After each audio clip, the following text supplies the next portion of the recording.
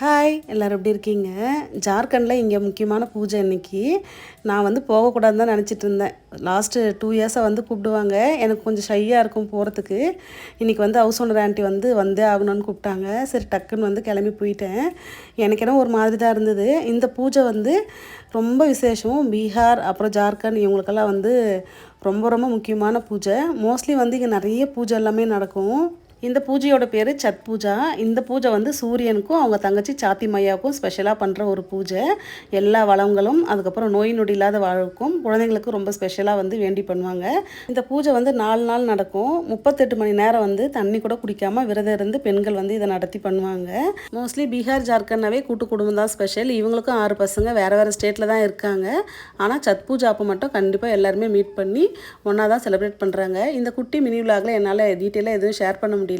Video பிடிச்சிருக்கோம் நம்புகிறேன். Video பிடிச்சா லைக் பண்ணி சப்ஸ்கிரைப் பண்ணுங்கள். பை.